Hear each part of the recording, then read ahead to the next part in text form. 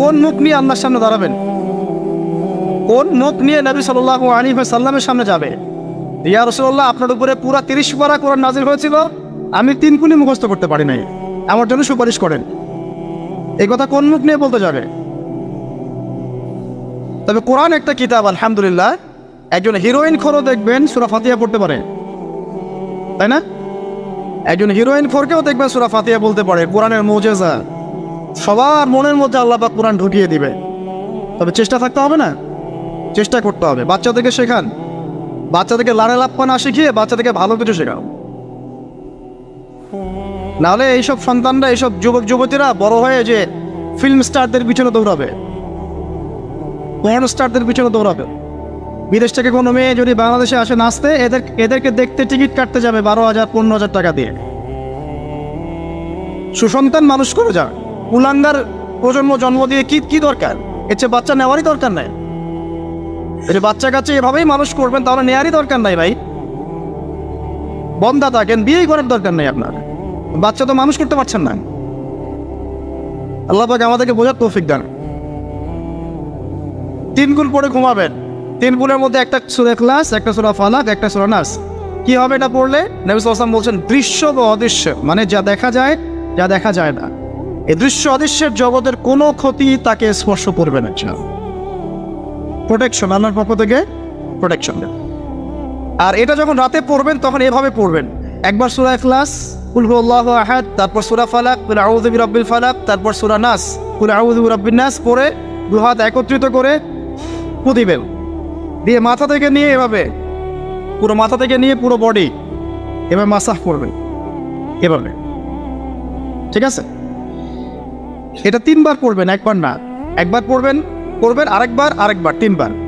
এরপরে পড়বেন সূরা কাফিরুন। কোন সূরা? কুল ইয়া আইয়ুহাল কাফিরুন লা আ'বুদু মা তা'বুদ। এই সূরাটা পড়বেন লাকুম দীনুকুম ওয়ালিয়া দীন পর্যন্ত। কি হবে? আল্লাহর রাসূল সাল্লাল্লাহু আলাইহি ওয়াসাল্লাম বলছেন যে রাতের বেলা ঘুমানোর আগে কেউ যদি সূরা কাফিরুন তেলাওয়াত করে ঘুমিয়ে যায়, আল্লাহ পাক ওই ব্যক্তিকে শিরকের পাপ থেকে মুক্ত রাখবে ইনশাআল্লাহ। আমি অনেক লেকচারে বলেছি, আবার বলছি, যে যত মানুষ জাহান্নামে যাবে, হাজারে যে 999 জন মানুষই জাহান্নামে যাবে, তাদের আমলনামার মূল পাপটা হচ্ছে শিরক। কথা বুঝতে পারছেন?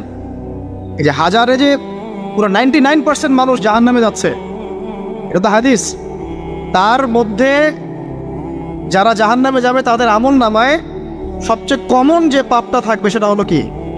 শিরকের পাপ। কারণ শিরক ছাড়া আল্লাহ পাক যে কোনো পাপ তওবা করলেই যাকে ইচ্ছা মাফ করে দিতে পারেন।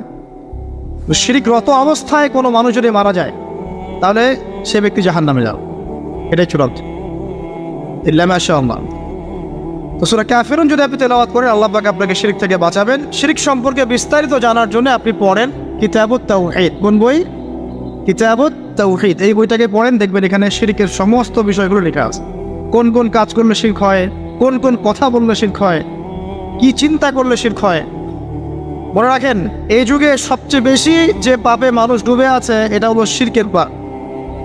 শুধু শিরক নিয়ে আমি আলাদা লেকচার দিব ইনশাআল্লাহ, কারণ এখন শিরকের আলোচনা শুরু করলে আর প্রোডাক্টিভ মুসলিম আলোচনা করতে পারবে। এটা এত ডিটেলস একটা সাবজেক্ট। মনে রাখবেন, শিরক চিন্তায় হয়, কথায় হয় এবং কাজে হয়। এই 3 শ্রেণীর শিরকের বিস্তারিত বিবরণ দেওয়া আছে কিতাবুত তাওহীদ নামের একটা বই। বাজারে কিনতে পাওয়া যায়, পড়ে দেখবেন। আর কি? রাতের বেলা শোয়ার আগে পড়বেন 33 বার সুবহানাল্লাহ, 33 বার আলহামদুলিল্লাহ এবং 34 বার আল্লাহু আকবার। আল্লাহর পক্ষ থেকে আপনার শরীরে শক্তি আসবে। এটা যারা নিয়মিত আমল করে, আল্লাহর পক্ষ থেকে তাদের শরীরে শক্তি আসে। হ্যাঁ, কারণ এইটা রাসূল সাল্লাল্লাহু আলাইহি ওয়াসাল্লাম কাকে শিখিয়ে দিয়েছেন? তার মেয়ে ফাতিমা রাদিয়াল্লাহু আনহাকে। ফাতিমা রাদিয়াল্লাহু আনহা এবং আলী রাদিয়াল্লাহু আনহু, তারা দুজন গিয়েছেন আল্লাহ রাসূলের দরবারে। গিয়ে বলেছেন, আমাদেরকে একজন দাসী বা দাস দিন, বাসার অনেক কাজ আমরা করতে পারি না, লাগে না কাজের মানুষ। নবী সাল্লাল্লাহু আলাইহি ওয়াসাল্লাম বলছেন যে আমি কি তোমাদেরকে এমন কিছু শিখিয়ে দিব যেটা তোমাদের এই দাস দাসের অভাব পূরণ করে দিবে? প্রয়োজন হবে না, অবশ্যই শিখিয়ে দিন। তখন নবীজি শিখালেন সাল্লাল্লাহু আলাইহি ওয়াসাল্লাম যে ঘুমানোর আগে 33 বার সুবহানাল্লাহ পড়বে, 33 বার আলহামদুলিল্লাহ এবং 34 বার আল্লাহু আকবার। তোমাদের দাস দাসের প্রয়োজন হবে না ইনশাআল্লাহ। তোর ব্যাখ্যায় অনেক ওলামায়ে কেরাম বলেছেন এটা নিয়মিত আমল করতে থাকলে রোগ ব্যাধি কম হয়, শরীরে শক্তি আসে, এনার্জি বাড়ে, আপনি নিজের কাজ নিজেই করতে পারবেন ইনশাআল্লাহ। আসুন সামনে যাই। এরকম ঘুমানোর আরও বেশ কিছু আমল আছে, আমি অল্প কয়েকটা বললাম, এগুলোই করা শুরু করেন, আল্লাহ তৌফিক দান করেন হবে। আর যদি পারেন ওযু করে ঘুমাতে পারলে আরও বেশি ভালো হয়।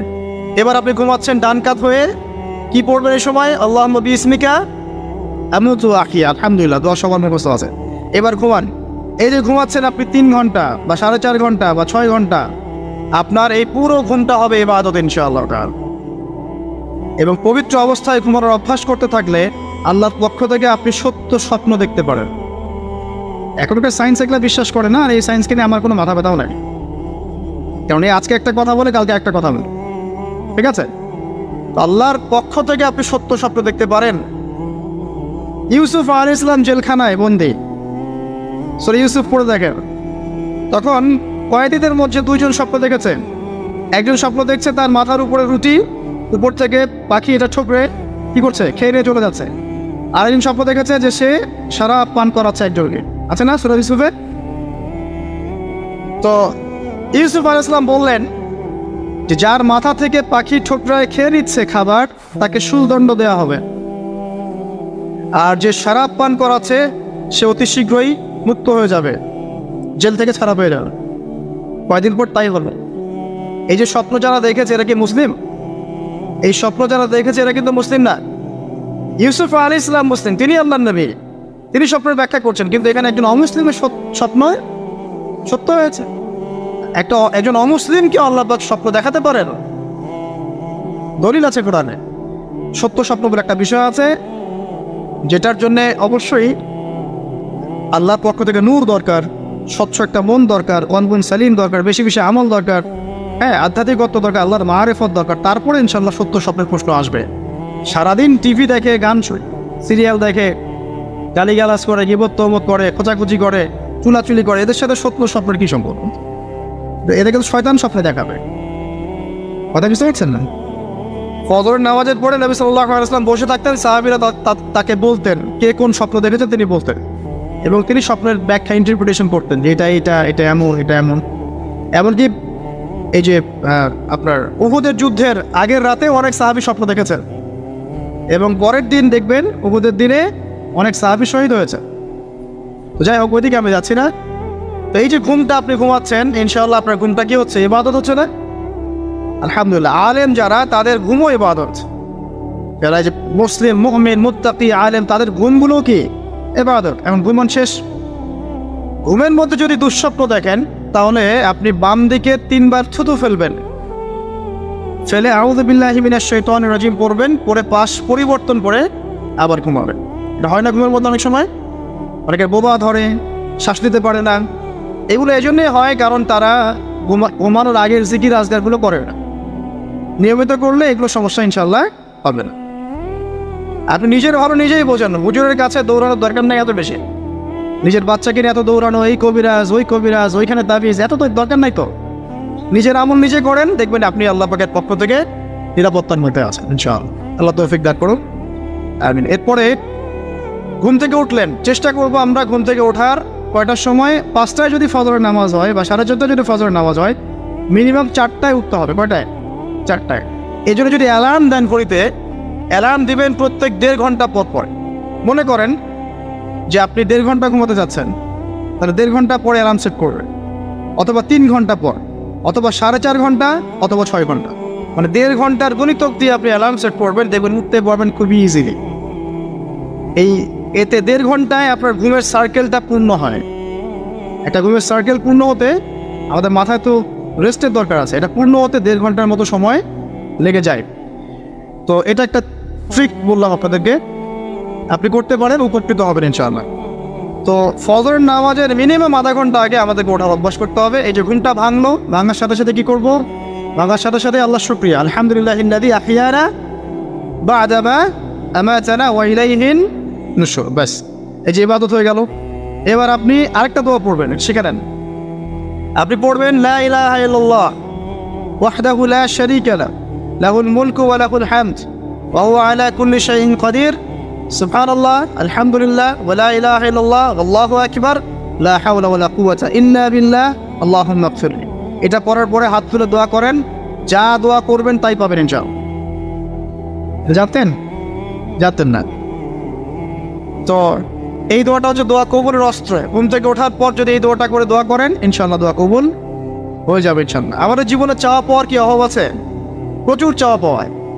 বৈধ চাওয়া পাওয়াগুলোকে পাওয়ার জন্য আল্লাহর সাথে সম্পর্ক করতে হয়, আর আল্লাহ পাকের সাথে সম্পর্কে কিছু ওসিলা মাধ্যম লাগে। এই দোয়াগুলো হলো মাধ্যম, আমলগুলো হচ্ছে মাধ্যম। তো আল্লাহ পাক যেমনটা বলেছেন, ফাযকুরুনি আযকুরকুম ওয়াশকুরুলি ওয়ালা তাকফুরুন, তোমরা আমাকে স্মরণ করো আমিও তোমাদেরকে স্মরণ করব। আল্লাহ পাক তো এভাবে বলেছেন, যখন একজন মানুষ মনে মনে আমাকে ডাকে আমিও মনে মনে ওকে স্মরণ করি। মনে করেন আপনি মনে মনে আল্লাহকে বলছেন, আল্লাহ আমি অসুস্থ, আমাকে শিফা দাও, বা আমার রিজিকের টেনশন আছে, আমার রিজিকের টেনশন দূর করে দাও, আল্লাহ আমাকে হেফাজত করো, আল্লাহ আমাকে দিনের জ্ঞান দাও, তোমার আনুগত্য করার তৌফিক দাও। এই যে মনে মনে আপনি আল্লাহকে ডাকছেন, নিঃসন্দেহে ওই মুহূর্তে আল্লাহ পাক আপনাকে স্মরণ করছে। সাত আসমান ভেদ করে আরশের উপর থেকে আল্লাহ পাক আপনাকে স্মরণ করছেন। আল্লাহ পাক বলছেন, যখন একজন মানুষ জনসমক্ষে আল্লাহকে স্মরণ করে, যেমন আমরা এখন করছি, জনসমক্ষে সবার সামনে আল্লাহর কথা আলোচনা করছি, আল্লাহ পাক বলছেন আমিও তখন এর চেয়ে অনেক উত্তম জনসমাবেশে ওই বান্দাদের কথা স্মরণ করি। আল্লাহ পাক আমাদের কথা স্মরণ করছেন। আমাদের কোনো ফিলিংস আছে? আল্লাহ আমাদের কথা স্মরণ করছেন, ওই যে যুবক ছেলে বসে বসে ফ্রেন্ড দিচ্ছে, কোনো ফিলিংস আছে? মানে মনস্তাত্ত্বিকভাবে অন্তরে যখন নূর থাকে না, পাপ করতে করতে যখন অন্তরটা কলুষিত হয়ে যায়, কোনো ফিলিংস কাজ করে না। এক খুন করবে, কোনো ফিলিংস নাই। সুদ খাচ্ছে, কোনো ফিলিংস নাই। জেনা করছে ডেইলি, কোনো ফিলিংস নাই। দেখবেন ঘুষ নিচ্ছে, দুর্নীতি করছে, মানুষের সম্পদ আত্মসাৎ করছে, যারা বলবেন ফিলিংসও নাই, আমি একটা পাপ করছি। কখন এরকম হয় জানেন? যখন এক কথায় যখন মানুষ পাপ করতে করতে করতে করতে, এই যে কলব বলে একটা কথা আছে, এই কলবের উপরে কালো কুৎসিত একটা মরিচা পড়ে যায়, তখন আর ফিলিংস কাজ করে না। তো ফিলিংস কাজ করানোর বুদ্ধি কি? দুইটা বুদ্ধি আছে। এক, বেশি বেশি কোরআন তেলাওয়াত করা, তাহলে অন্তরের মরিচা দূর হয়ে যাবে ইনশাআল্লাহ।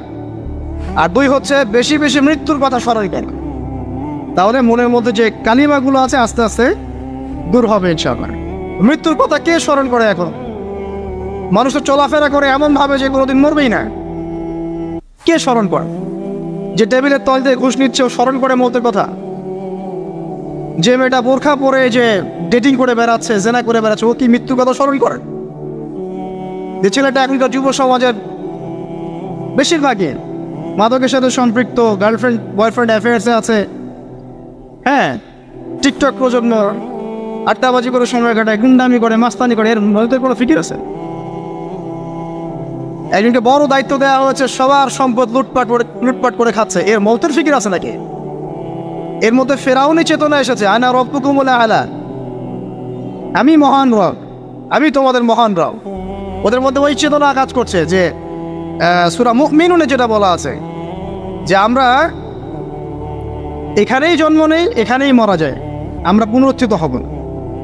ইন হিয়া ইল্লা হায়াতুনা দুনিয়া নামুতু ওয়া নাহইয়া ওয়া মা নাহনু বিমাবউসিন, আমরা এই দুনিয়াতেই বাঁচি, দুনিয়াতেই মরি, আমাদের কোনো পুনরুত্থানের কিছু নাই। এদের চেতনা এমন। কে ফিকির করে মৌতের? অথচ আপনি দেখছেন যে প্রতিনিয়তই কোনো কারণ ছাড়াই মানুষ নাই, কোনো কারণ লাগে না। এখন তো কারণ ব্যাখ্যা করতে আমরা পছন্দ করি, এই কারণে ওইটা হয়েছে, ওই কারণে এটা হয়েছে। এটাকে বলে কার্যকারণ তত্ত্ব। দর্শনের ভাষায় কি বলে? কার্যকারণ তত্ত্ব। এটা আপনারা ফিলোসফি পড়লে বুঝবেন। প্রত্যেকটা কাজের পিছনে একটা কারণ থাকে, আমরা কারণটা সার্চ করি বেশি।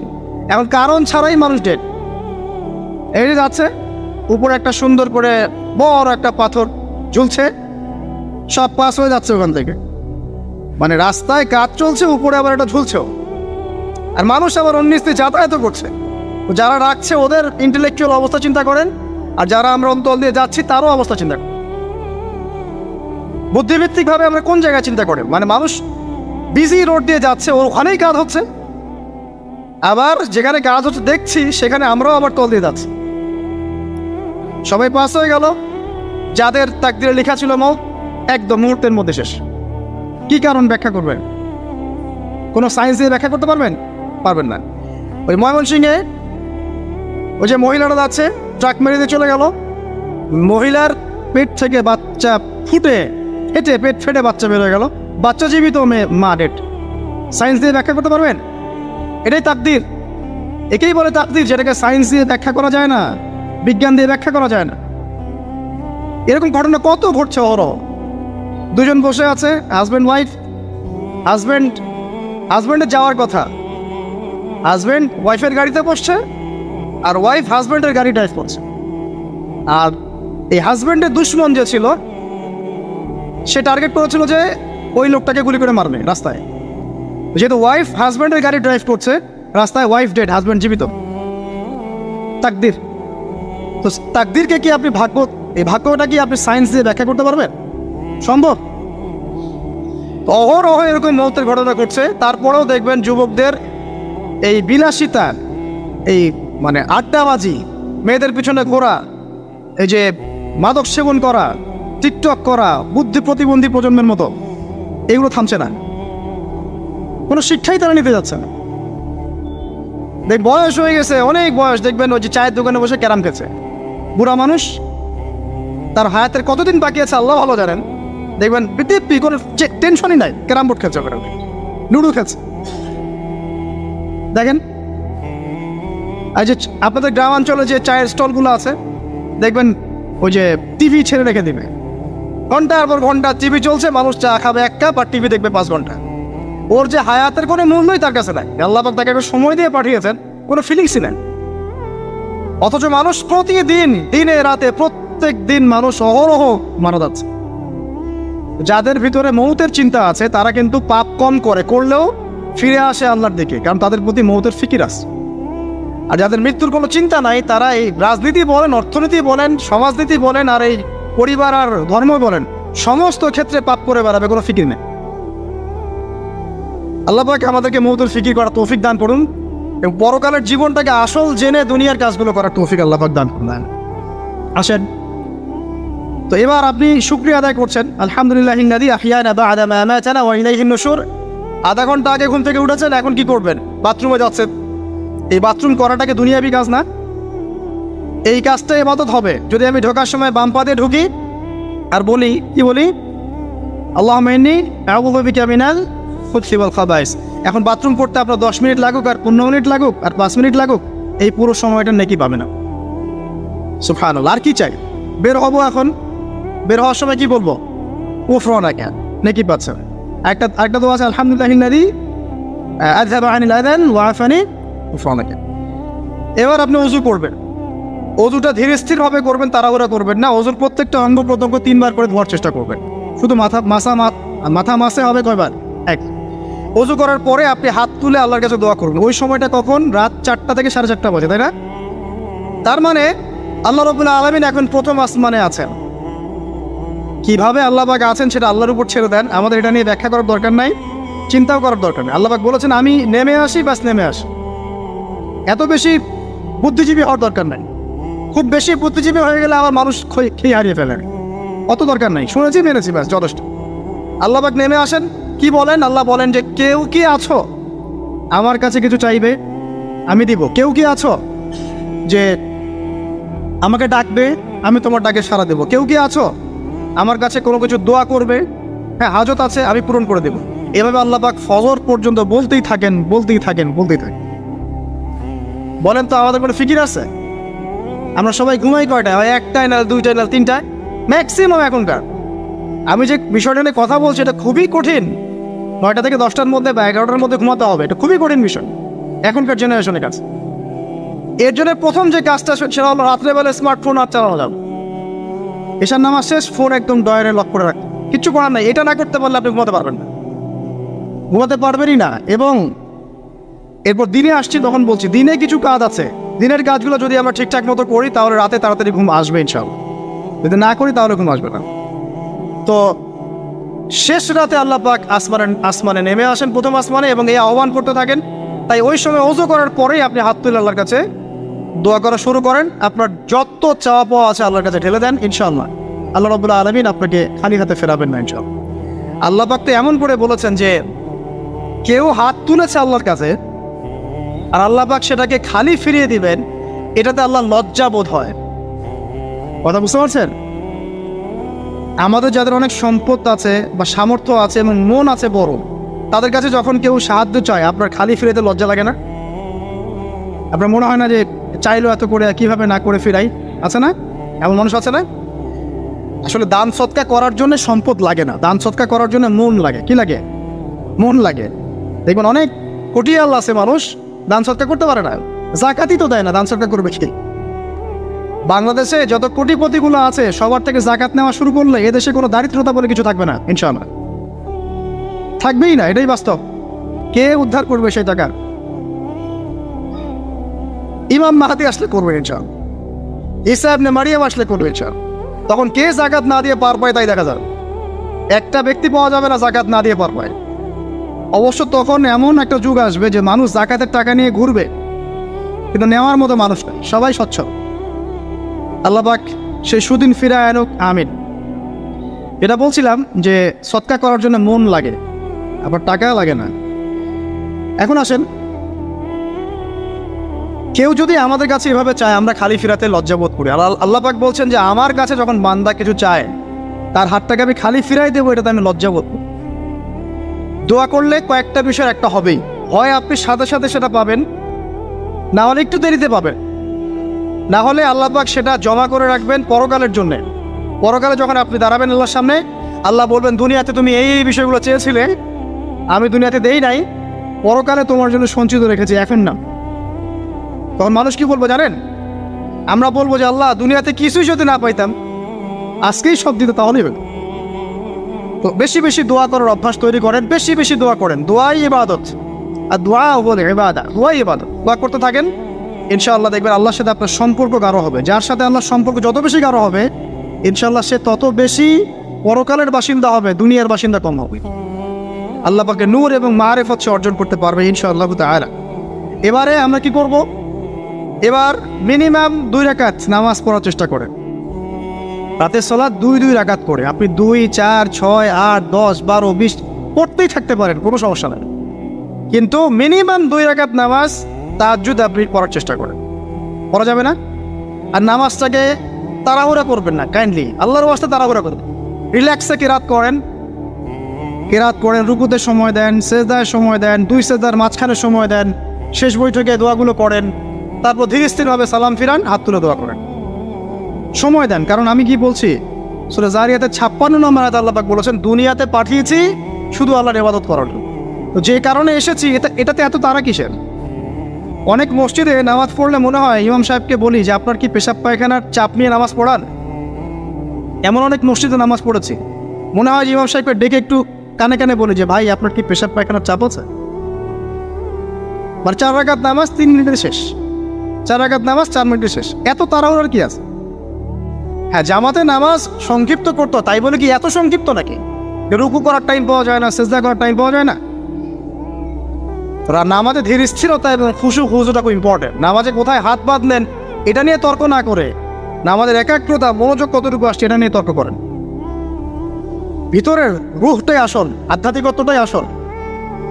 হ্যাঁ, একজন ভাই হাত বেঁধেছে মনে করেন এখানে, কেউ বেঁধেছে এখানে, এটা নিয়ে ঝগড়া করে দেখেন নামাজে কতটুকু ফোকাস, মনোযোগ কতটুকু থাকছে, কতটুকু নামাজে আপনি দোয়া করতে শিখছেন, সেজদায় আল্লাহকে পাইতে শিখছেন। নামাজ পড়ে কি ফিল হচ্ছে যে আমি আল্লাহর সাথে কথা বলছি, আল্লাহ আমার কথা শুনছেন?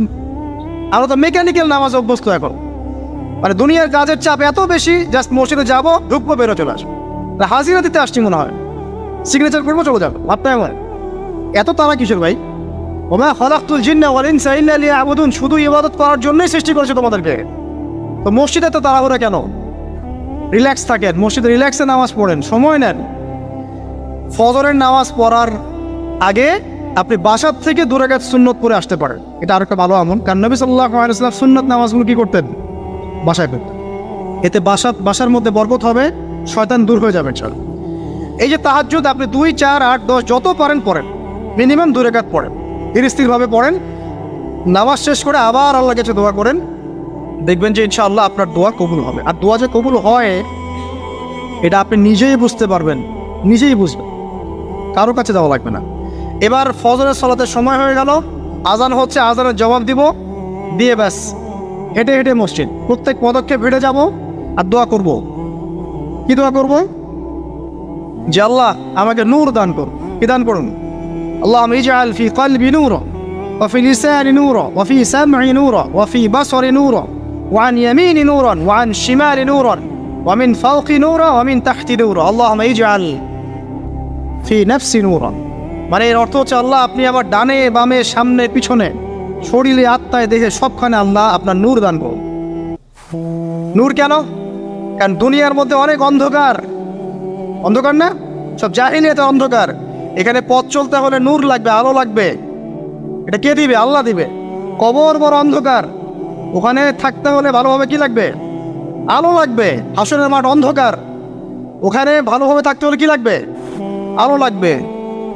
এই জন্যে নামাজে যাওয়ার সময় অন্ধকার সময় এই দোয়াগুলো করতে হয়। আর তার আগে একটা কথা বলতে ভুলে গেছি, বাসা থেকে যে বের হচ্ছেন তখন কি পড়বেন? কি পড়বেন? বিসমিল্লাহি তাওয়াক্কালতু আলাল্লাহ ওয়ালা হাওলা ওয়ালা কুওয়াতা ইল্লা বিল্লাহ। এটা পড়ে বের হলে শয়তান দূরে চলে যাবে, ফেরেশতা আপনার কাছে চলে আসবে। এবার নামাজে আসলাম, জামাতের সাথে নামাজ পড়বেন, ফজরের নামাজ, এবং ফজরের সালাতের কেরাতটা লম্বা করার চেষ্টা করবেন। এটা সুন্নাত, ফজরের সালাতের কেরাত লম্বা করার সুন্নাত। এবং নামাজ শেষ হওয়ার সাথে সাথেই উঠেও চলে যাবেন না। নামাজ শেষ, এবার আপনি ওখানে বসে থাকবেন, বসে বসে জিকির আজকারগুলো করবেন। কি কি জিকির করবেন আমি কয়েকটা আপনাদেরকে শিখিয়ে দিয়েছি, বাকিগুলো আপনারা কিতাব থেকে শিখে নেবেন। সালাম ফেরানো শেষ, প্রথমে একবার আল্লাহু আকবার, তারপর 3 বার আস্তাগফিরুল্লাহ আস্তাগফিরুল্লাহ আস্তাগফিরুল্লাহ। এরপরে পড়বেন আল্লাহুম্মা আনতাস সালাম ওয়া মিনকাস সালাম তাবারাকতা ইয়া যাল জালালি ওয়াল ইকরাম পড়বেন। তারপর আল্লাহুম্মা আইন্নি আলা যিকরিক ওয়া শুকরিকা ওয়া হুসনি ইবাদাতিক। এরপরে পড়তে পারেন আয়াতুল কুরসি, যেটা একটু আগে বলেছি, তাসবিহাত সুবহানাল্লাহ আলহামদুলিল্লাহ আল্লাহু আকবার 33 33 33, পরে কালিমা শাহাদা, অথবা 10 10 10ও পড়ার দলিল আছে। এরপরে পড়বেন সুবহানাল্লাহি ওয়া বিহামদিহি আদাদা খালকিহি ওয়া রিদা নাফসিহি ওয়া জিনাতা আরশিহি ওয়া মিদাদা কালিমাতিহি 3 বার, এটা 3 বার।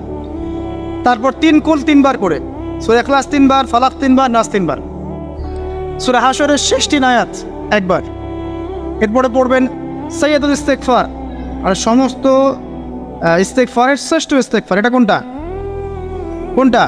আল্লাহুম্মা আনতা রাব্বি লা ইলাহা ইল্লা আনতা খালাকতানি আনা আবদুক ওয়া আনা আলা আহদিক ওয়া ওয়া'দিক মাসতাতা'তু আউযু বিকা মিন শাররি মা সানা'তু আবুউ লাকা বিনি'মাতিকা আলাইহি ওয়া আবুউ বিযানবি ফাগফিরলি ফাইন্নাহু লা ইয়াগফিরু যুনুবা ইল্লা আনতা। এটা যে পড়বে সকালে পড়ে যদি রাতের মধ্যে মারা যায় জান্নাত ইনশাআল্লাহ, আবার সন্ধ্যায় পড়ে যদি সকালের আগে মারা যায় জান্নাত ইনশাআল্লাহ। এত বড় অস্ত্র, এত বড় একটা সুযোগ।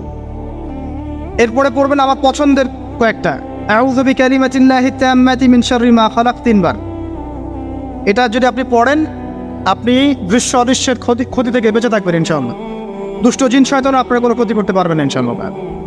আরেকটা খুবই শক্তিশালী দোয়া আছে, সেটা হলো বিসমিল্লাহিল্লাযী লা ইয়াদুররু মা ইসমিহি শাইউন ফিল আরদ ওয়ালা ফিস সামা ওয়া হুয়াস সামিউল আলিম 3 বার করে। এইটা যে পড়বে, এই যে জিন বলেন, ভূত বলেন, যে পেতনি বলেন, যেগুলো আমরা ভয় পাই, ঠিক আছে, চোখ লাগা বলেন, বদনজর বলেন, যা যা আছে, হিংসুকের হিংসা, কোনো কিছুই আপনার কোনো ক্ষতি করবে না এবং ইনশাআল্লাহ আপনি হঠাৎ মৃত্যুবরণ থেকে বেঁচে থাকবেন ইনশাআল্লাহ। হঠাৎ মৃত্যুবরণ এটা কিন্তু সবার জন্য নিয়ামত না, এটা সবার জন্য নিয়ামত না। তারপরে আসেন, এরপর পড়বেন 10 বার লা ইলাহা ইল্লাল্লাহ ওয়াহদাহু লা শারীকা লাহু লাহুল মুলকু ওয়া লাহুল হামদ ওয়া হুয়া আলা কুল্লি শাইইন কাদির। এটা 10 বার পড়লেও হবে। আর যদি 100 বার করতে পারেন তাহলে আপনার চেয়ে বেশি নেকি কেউই অর্জন করতে পারবে না। যদি 100 বার এই দোয়াটা কেউ পড়ে সারাদিনে, লা ইলাহা ইল্লাল্লাহ ওয়াহদাহু লা শারীকা লাহু লাহুল মুলক ওয়া লাহুল হামদ ওয়া হুয়া আলা কুল্লি শাইইন কাদির, ওই দিন শয়তান তার কাছে আসবে না।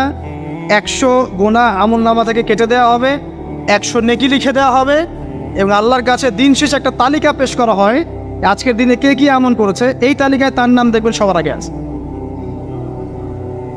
ওই ব্যক্তির নামও থাকতে পারে যে 100 বারের চেয়ে বেশি পড়েছে, তখন তার নাম আগে চলে যাবে, এর নামটা পরে চলে আসবে। কথা বুঝতে পারছেন? মিনিমাম 100 বার পড়তে পারলে খুব ভালো হয়। যদি না পারেন কমপক্ষে কয়বার? 10 বার। আসেন, এরপরে পড়বেন 10 বার দরুদ শরীফ, আল্লাহুম্মা সাল্লি আলা মুহাম্মাদ ওয়া আলা আলি মুহাম্মাদ, যেটা আছে দরুদ ইব্রাহিম, এটা পড়তে পারেন। অথবা ছোট করে পড়তে পারেন আল্লাহুম্মা সাল্লি ওয়া সাল্লিম আলা নবিয়িনা মুহাম্মদ, এটা পড়লেও হবে। অথবা আল্লাহুম্মা সাল্লি আলা মুহাম্মদ ওয়া সাল্লিম, এতটুকু পড়লেও ইনশাআল্লাহ হক আদায় হয়ে যাবে। 10 বার যে ব্যক্তি দরুদ পড়ে সকালে সন্ধ্যায়, নবী সাল্লাল্লাহু আলাইহি ওয়াসাল্লাম তার জন্য পরকালে সুপারিশ করবেন ইনশাআল্লাহ। যদি আমরা নবীজির সুপারিশ পেতে চাই, দরুদের কোনো বিকল্প নাই। বেশি বেশি দরুদ পড়তে থাকেন, তার সুন্নাহ অনুসরণ করেন, বেশি বেশি দরুদ পড়তে থাকেন। মিনিমাম সকালে 10 বার, সন্ধ্যায় 10 বার, ইনশাআল্লাহ আল্লাহ নবী সুপারিশ করবেন ইনশাআল্লাহ তাআলা। আরেকটা আছে রাদিতু বিল্লাহি রাব্বান ওয়া বিল ইসলামি দীনান ওয়া বি মুহাম্মাদিন সাল্লাল্লাহু আলাইহি ওয়াসাল্লাম নবিয়্যা। এর একটা বড় ফজিলত আছে। কি ফজিলত? যে ব্যক্তি এই দোয়াটা সকাল সন্ধ্যা 3 বার করে পড়ে, কিয়ামতের মাঠে আল্লাহ পাকের উপর হক হয়ে যাবে, ওয়াজিব হয়ে যাবে, আল্লাহ ওই ব্যক্তিকে সন্তুষ্ট করে দেবেন ইনশাআল্লাহ। সন্তুষ্ট করে দিবেন মানে কি? ইনশাআল্লাহ সে জান্নাতে যাবে।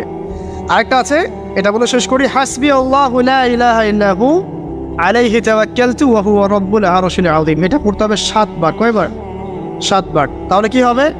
আপনার দুনিয়া আখিরাতের যে চাওয়া পাওয়াগুলো আছে, এর জন্য আল্লাহ পাকই আপনার জন্য যথেষ্ট হয়ে যাবে ইনশাআল্লাহ, কাউকে লাগবে না। এইগুলা ফরজ নামাজ মানে ফজরের নামাজ জামাতে পড়ার পরে বসে বসে এইগুলো করতে থাকবেন। যদি দোয়া আগে করা হয়, নামাজের মোনাজাত যেটা হচ্ছে আমাদের সমাজে, এটা যদি আগে করে ফেলা হয়, তাহলে দোয়ার পরে বসে থাকবেন, বসে বসে এগুলো পড়তে থাকবেন। যদি পারেন ইশরাকের নামাজটা পড়ে মসজিদ থেকে বের হতে পারে। ইশরাকের নামাজ মানে ফজরের সূর্য উঠে যাওয়ার পরে 2 রাকাত নফল পড়ে যে ব্যক্তি যাবে বাসায়, মানে প্রথমে ফজরের নামাজ জামাতে পড়েছে, জিকির আজকার করেছে, ইশরাকের সময় হয়েছে, নামাজ পড়ে বের হলো, এই ব্যক্তির আমলনামায় একটা কবুল হজের নেকি দেওয়া হবে, একটা কবুল উমরার নেকি দেওয়া হবে ইনশাআল্লাহ। এগুলো খুবই সহজে আমল করা যায়। এরপরে আপনি বাসায় ফিরে গিয়ে বা মসজিদেই কোরআন তেলাওয়াত করবেন। আমরা কোরআন তেলাওয়াত করব। কোরআন তেলাওয়াত করবেন 1 পারা, 1 পারা পারেন না অর্ধেক পারা, অর্ধেক পারা পারেন না 5 পৃষ্ঠা, 5 পৃষ্ঠা পারেন না কমপক্ষে 1 পৃষ্ঠা পারবেন না, 1 পৃষ্ঠা করে হলেও প্রতিদিন কোরআন তেলাওয়াত করতে হবে। পারবেন না ইনশাআল্লাহ? প্রত্যেক হরফে 10 নেকি পাবেন। কোরআন আপনার পক্ষে সুপারিশ করবে ইনশাআল্লাহ। এবং এই কোরআন আপনাকে ছায়া দিবে, সূরা বাকারা আলে ইমরানের মতো ছায়া দিবে কিয়ামতের মাঠে। এবং এটা নবী সাল্লাল্লাহু আলাইহি ওয়াসাল্লাম যেটা বলেছেন, আল কোরআন হুজ্জাতুন লাকা ওয়া আলাইক, এটা তোমার পক্ষে সাক্ষী দিবে অথবা বিপক্ষে সাক্ষী দিবে। তো কোরআন তেলাওয়াত করবেন। এরপরে আমরা কি করি? আমরা হয়তো যে যার মতো চলে যাই, কেউ স্কুলে চলে যান, নাস্তা করেন। আচ্ছা, নাস্তার আগে একটা কথা বলি। সকালে নাস্তা করবেন এমনভাবে যে, এখনকার ডক্টররাও বলেন এই কথাটা, সকালবেলা একটু বেশি খেতে হয়, সকালবেলা একটু বেশি হেভি ফুড নিতে হয়। দুপুরে তার চেয়ে একটু কম, রাতে আরও কম। আর আমাদের তো উল্টা, কিন্তু সকালে অল্প একটু, দুপুরে একদম বিশাল, রাতের বেলা আরও বিশাল, নাকি? তো নিয়মটা হচ্ছে এই যে সকালে খেতে হয় বেশি। সারাদিন আপনাকে কাজ করতে হবে, সকালে আপনাকে বেশি হাইজেনিক ভালো ফুড খেতে হবে। দুপুরে তার চেয়ে একটু কম, আর রাতে তার চেয়ে কম। এভাবে খেতে পারলে প্রফিটিক খাওয়া হবে ইনশাআল্লাহ। আর খাবার আমাদের সুন্নাহ মতো খাওয়ার দরকার নেই, নবী সাল্লাল্লাহু আলাইহি ওয়াসাল্লামের সুন্নাহ মতো খায়। আমাদের সুন্নাহটা কেমন? আমরা 7 পেট খাই। কয় পেট? 7 পেট। যদি পেটের মধ্যে কিছু জায়গা ফাঁকা থাকে, সেটাও কিছু মিষ্টি দিয়ে ঢুকায় সাদা করে ভর্তি করতে হবে। এটার চ্যালেঞ্জ, পেটটা ভর্তি করতে হবে। আর নবী সাল্লাল্লাহু আলাইহি ওয়াসাল্লাম খেতেন এভাবে যে পেটটাকে 3 ভাগ করতেন। 1 ভাগ খাবার খেতেন, 1 ভাগ তিনি পানীয় পান করতেন, আর 1 ভাগটা ফাঁকা রাখতেন। আপনি এভাবে খাওয়া শুরু করেন, দেখবেন আপনি ফিজিক্যালি ফিট ফিল করছেন এবং আপনি ক্লান্ত হচ্ছেন কম, অলসতা কম আসছে কাজে, আপনি এনথুজিয়াজম পাবেন ইনশাআল্লাহ। তো খাবারের ব্যাপারটা সতর্ক থাকে। আর এই যুগে খাবারের মধ্যে প্রচুর ভেজাল আছে। চেষ্টা করতে হবে ম্যানুফ্যাকচার্ড খাবারগুলো বাদ দিয়ে হোমমেড যে ফুডগুলো আছে, হোমমেড ফুড মানে বাসায় যেগুলো আমরা তৈরি করি, ফ্রেশ হাইজেনিক ফুডগুলো খাওয়ার চেষ্টা করতে হবে। স্পেশালি বাচ্চাদের ব্যাপারে সতর্ক থাকতে হবে। বাচ্চাদেরকে, তরুণদেরকে এমন কোনো খাবার খাওয়া যাবে না যে খাবারটা খেলে আপনি অসুস্থ হয়ে যান, আপনার স্ট্যামিনা কমে যায়, আপনি ফিজিক্যালি দুর্বল হয়ে পড়েন। এটা খুব খেয়াল রাখবেন। খাবার, এই যে আপনারা যে গ্রাম অঞ্চলে থাকেন, আপনারা সৌভাগ্যবান একদিক থেকে যে আপনারা ফ্রেশ খাবার উৎপন্ন করে খেতে পারেন। শেষ জামানায় খাবারের মধ্যে খুব ভেজাল আসবে, এটা বিভিন্ন হাদিস দিয়ে মেলানো যায়, আমি ওইদিকে যাচ্ছি না। কনক্লুশন বললাম, শেষ জামানায় খাবারে প্রচুর ভেজাল আসবে। তো এই ভেজালগুলো থেকে দূরে থাকতে হলে আমাদেরকে হাইজেনিক ফুডের দিকে ফোকাস করতে হবে, এবং প্রোডাক্ট খাবার উৎপন্ন করে খেতে পারলে খুব বেশি ভালো হয়, না পারলে রুট লেভেল থেকে খাবার নিয়ে আসতে হবে। আর অ্যাটলিস্ট ম্যানুফ্যাকচার যে খাবারগুলো বাজারে ঘোরাফেরা করে এগুলো অ্যাভয়েড করে। দেখতে অনেক মুখরোচক লাগতে পারে, স্বাদ অনেক মজা হতে পারে, কিন্তু এগুলো শরীরের জন্য অনেক ক্ষতিকর। এতে করে আমাদের যুব সমাজ আস্তে আস্তে কিন্তু দুর্বল হয়ে যাচ্ছে।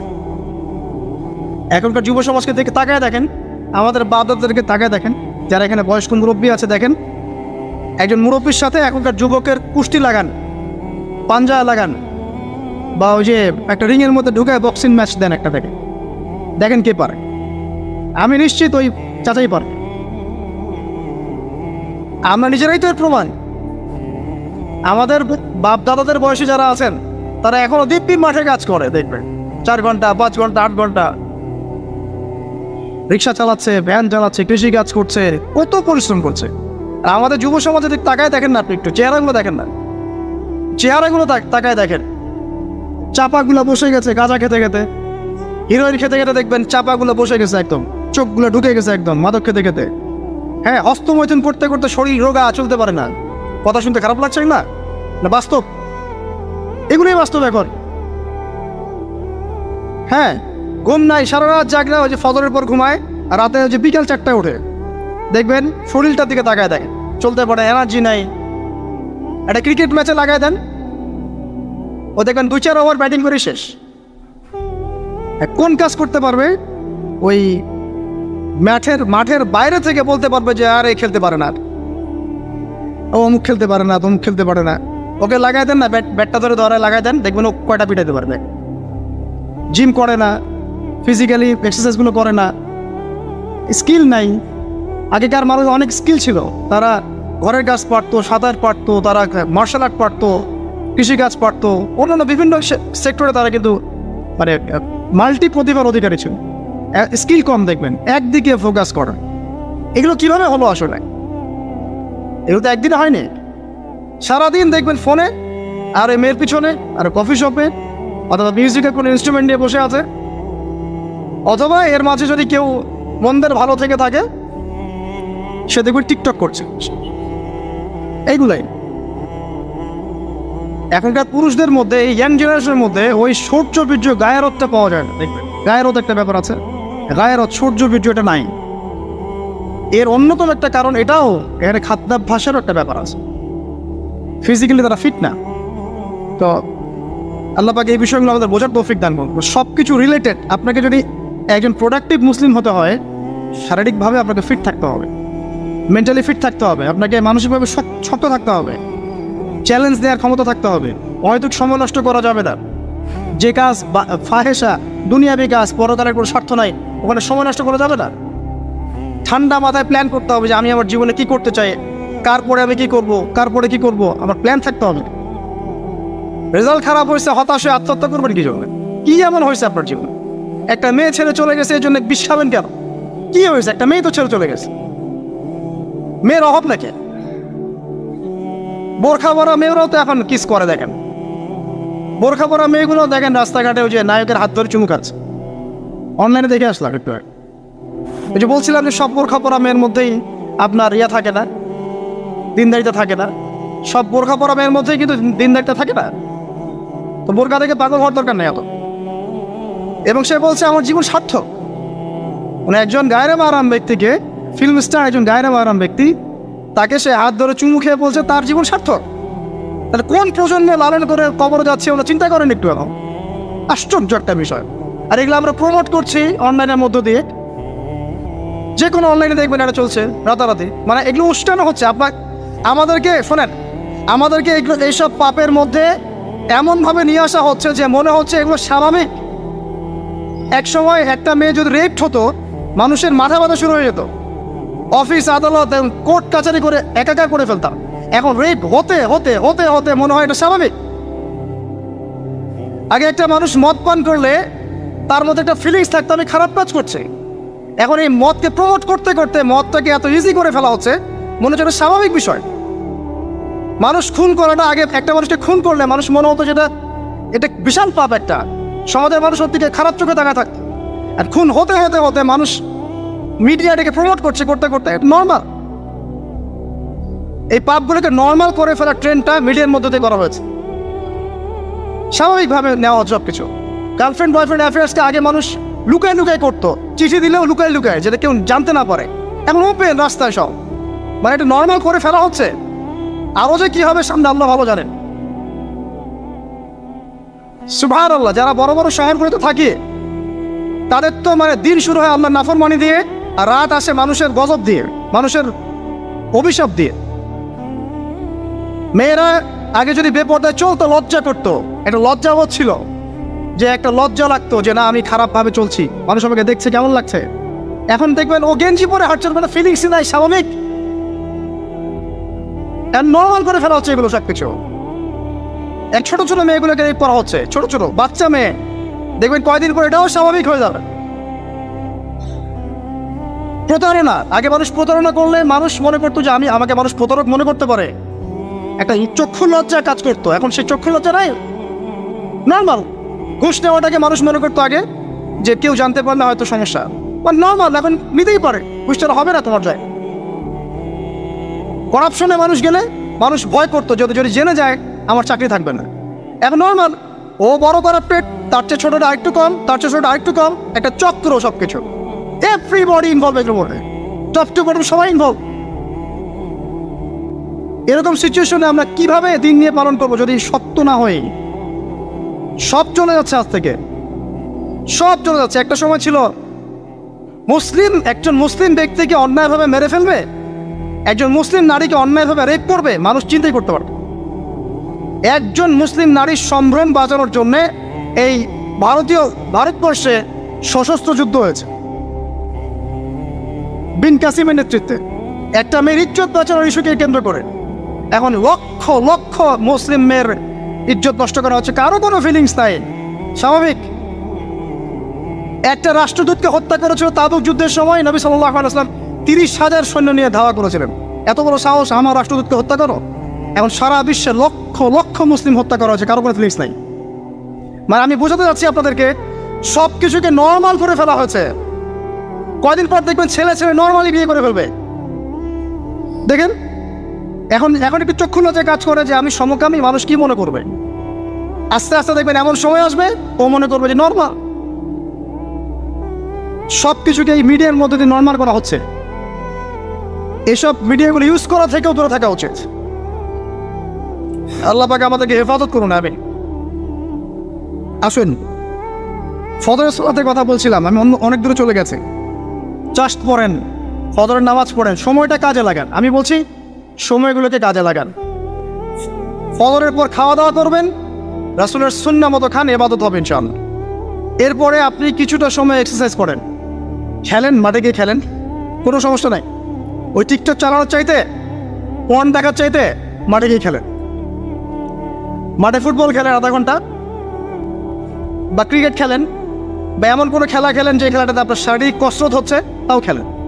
অথবা এগুলোতে সুযোগ না থাকলে আপনি চলে যান জিমে গিয়ে জিম করেন, ফিজিক্যালি কাজ করেন। অথবা মাঠে গিয়ে আপনার বাবাকে সাহায্য করেন, আপনার বাবা যে গেছে মাঠে তাকে সাহায্য করেন। আল্লাহ পাক আমাদেরকে তৌফিক এনায়েত করুন, আমিন। ফিজিক্যালি ফিট থাকার চেষ্টা করা হোক। এরপরে আসেন, সকাল 10টার দিকে যখন চলে আসবো আমরা, তখন আমরা চেষ্টা করবো 2 রাকাত চাশতের নামাজ পড়ার জন্য, বা সলাত দুহা যেটাকে বলা হয়। সলাত দুহা যে ব্যক্তি পড়বে তার রিজিকে আল্লাহর পক্ষ থেকে বরকত নেমে আসবেন সব। এরপর কি করবেন? এরপর আমরা হয় কেউ যাব স্কুলে, কেউ কলেজে, কেউ হয়তো অফিসে, কেউ ব্যবসায়। আমরা এখন সবাই আমাদের এক কর্মক্ষেত্র যাব। যারা শিক্ষাক্ষেত্রে যাব স্টুডেন্ট হিসেবে, তারা চেষ্টা করব কি, আমরা চেষ্টা করব যে আমরা যে জ্ঞানটা অর্জন করছি এই জ্ঞানটাকে যেন ইসলামের কল্যাণে কাজে লাগাতে পারে। আপনি জেনারেল লাইনেই পড়েন আর মাদ্রাসা লাইনেই পড়েন, একই নসিহত। আর যারা মাদ্রাসা লাইনে পড়বেন, সকালবেলা উঠে মাদ্রাসায় যাবেন, তারা নিঃসন্দেহে আল্লাহর বাছাইকৃত বান্দা, সৌভাগ্যবান বান্দা। তাদের উচিত হবে না দিনের জ্ঞানটাকে দুনিয়ার জন্য ব্যয় করা। তাদের উপর বেশি দায়িত্ব পড়তে হবে যে তারা যেন দিনের জ্ঞানটাকে দিয়ে আল্লাহর জমিনে দিনটার প্রচার এবং প্রসার ঘটায়। আল্লাহ পাক তাদেরকে কবুল করুন, আমরা দোয়া করি। তো পড়াশোনা করতে যারা যাব আমরা এই চিন্তা করে যাব। যারা পড়াতে যাব তারাও চিন্তা করব যে এমন কিছু শেখাবো যেটা শিখলে আমার স্টুডেন্টের পরকালটা টিকবে, দুনিয়াতেও কল্যাণ হবে, পরকালটাও টিকবে ইনশাআল্লাহ। জেনারেল নলেজগুলো খুব ইম্পর্টেন্ট।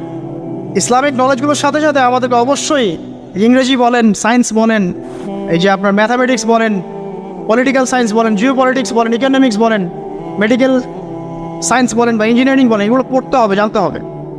না জানলে আমরা কী করবো? আমরা কিন্তু বহিঃপৃষ্ঠ থেকে ছিটকায় চলে আসবো, আমরা কিন্তু ওদেরকে চ্যালেঞ্জ করতে পারবো না। তো এই জন্য কোরআন সুন্নাহর জ্ঞানের সাথে এই জ্ঞানগুলোও লাগবে। অতএব যে যেখানে পড়াশোনা করছেন অনেস্টির সাথে পড়াশোনা করেন, আপনার জ্ঞানটাকে ইসলামের কল্যাণে কাজে লাগানোর চেষ্টা করবেন ইনশাআল্লাহ। এটা গেল এডুকেশন সেক্টর। যারা আমরা ব্যবসায় যাব, রাতে তাহাজ্জুদ পড়েছি, ফজর জামাতে পড়েছি, ইশরাক পড়েছি, এখন কি ব্যবসায় গিয়ে মাপে কম দিব? ওখানে ইবাদত নাই, ওখানে ব্যবসায় মাপে কম দেওয়া যাবে না। ওখানে গিয়ে কি আমি মাল মজুত করব? ওখানে গিয়ে কি আমি মালের মধ্যে পণ্যে ভেজাল দিব, মিশাবো?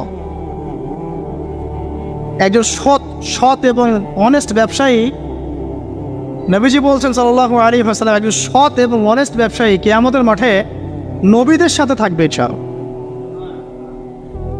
আর যারা মাপে ভেজাল দিবে, পণ্যে ভেজাল দিবে, অন্যকে ঠকাবে, নবীজি বলছেন মান ওয়াশানা ফালাইসা মিন্না, যে ব্যক্তি মানুষের সাথে ধোঁকাবাজি করে, প্রতারণা করে, মাপে কম দেয়, ঠকায়, মজুত করে, জনগণকে কষ্ট দেয়, গভর্নমেন্টকে চাপে ফেলে, এরা আমাদের উম্মতের অন্তর্ভুক্ত। অতএব ব্যবসা করলেই যে পার পেয়ে যাবে এমন নয়। ব্যবসা করতে হবে করার মতো আমানতদারিতার সাথে। অবশ্যই মাপ ঠিক রাখতে হবে, মজুতদারি করা যাবে না, আমাদের পণ্যের ভেজাল মিক্স করা যাবে না, কৃত্রিম সংকট তৈরি করা যাবে না। এগুলো যদি করেন তাহলে আপনার নাম যেমন উম্মতে মুহাম্মাদি থেকে কাটা পড়ে যায়, দুনিয়াতে আল্লাহর পক্ষ থেকে দুইটা আযাব আসে। এক হচ্ছে ওই জনগণের মধ্যে, ওই জনসমষ্টির মধ্যে দুর্ভিক্ষ নেমে আসতে পারে এবং বৃষ্টিপাত বন্ধ হয়ে যেতে পারে। আরেকটা হচ্ছে ওই জনগণের উপরে জালেম শাসককে আল্লাহ পাক চাপিয়ে দিবেন। এটা আযাব কাদের কারণে আসলো? ব্যবসায়ী, এক শ্রেণীর ব্যবসায়ীর কারণে আসলো। কিছু কিছু মানুষের ফলে সারা নেশন সাফার করে। যেমন এই যে যারা দেখবেন অনলাইন অফলাইনের মধ্যে অশ্লীলতা ছড়িয়ে বেড়াচ্ছে, নোংরামি, ফাহেসা, বেপরদামি এগুলো ছড়িয়ে বেড়াচ্ছে, এদের কারণে সমাজের মধ্যে এমন সব রোগ ব্যাধি আসবে যেগুলো আগে আমরা নামও শুনি নাই। হাদিস, যারা মুসলিম সমাজের মধ্যে মানে বাদ্যযন্ত্রকে হালাল মনে করে নিবে, মদকে হালাল মনে করে নিবে, জেনাকে হালাল মনে করে নিবে, এইসব মানুষদের কারণে ভূমি ধসের আযাব আসবে এবং আকৃতি পরিবর্তনের আযাব আসবে। শেষ জামানার হাদিসগুলো পড়ে দেখেন। তো এখানে পাপ করছে এক শ্রেণীর মানুষ, ফলাফল ভোগ করছে সবাই। সো যারা ভালো মানুষ তাদের উচিত হবে এগুলোকে প্রোটেক্ট করা, ডিফেন্ড করা।